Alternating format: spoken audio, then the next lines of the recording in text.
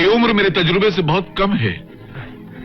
तुमने उतनी दिवालियां नहीं देखी है जितनी मैंने तुम जैसे बिकने वालों की बर्बादियां देखी हैं।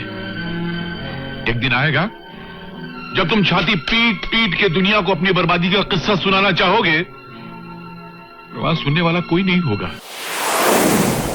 तुम अपने बाप को अच्छी तरह जानते हो, अपना सर कटा देगा, अपना खून बहा देगा, मगर इस बेईमानी के कागज पर स्याही नहीं बहाएगा।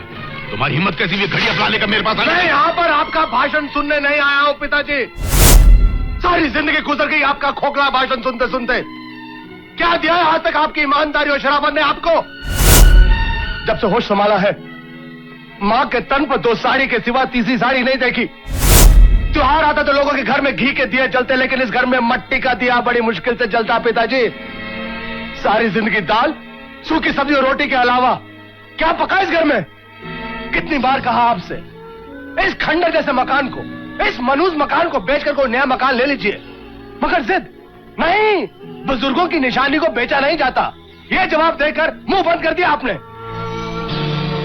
स्कूल से लेकर कॉलेज तक सारी जिंदगी कॉम्प्लेक्स का, एहसास कमतरी का शिकार रहा।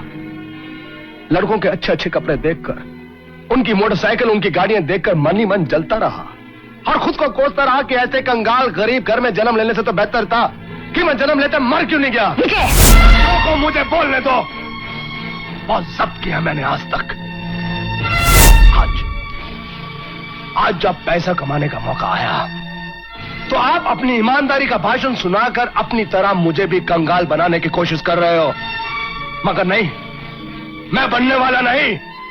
मुझे पैसा चाहिए, दौलत चाहिए, चाहे इसके लिए मुझे जमीन और आसमान आपस में क्यों ना मिलाना पड़े, मैं मिलाकर रहूंगा।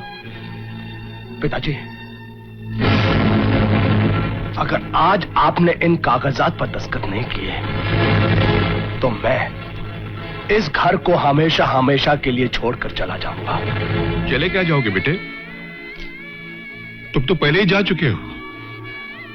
अपने आप को एक दौलत वाले की मंडी में बेचकर आज बहाना बनाकर हम लोगों से रिश्ता तोड़ने आए हो। मैं जानता हूं बेटा, मैं सब जानता हूं, लेकिन मेरी एक बात याद रखना बेटे, तुम्हारी उम्र मेरे तजुर्बे से बहुत कम है। तुमने उतनी दिवालियां नहीं देखी है जितनी मैंने तुम जैसे बिकने वालों की बर्बादियां देखी हैं। एक दिन आएगा जब तुम छाती पीट पीट के दुनिया को अपनी बर्बादी का किस्सा सुनाना चाहोगे, वहां सुनने वाला कोई नहीं होगा। सिर्फ रोने वाले तुम होगे, सुनने वाला कोई नहीं होगा, कोई नहीं होगा। ठीक है।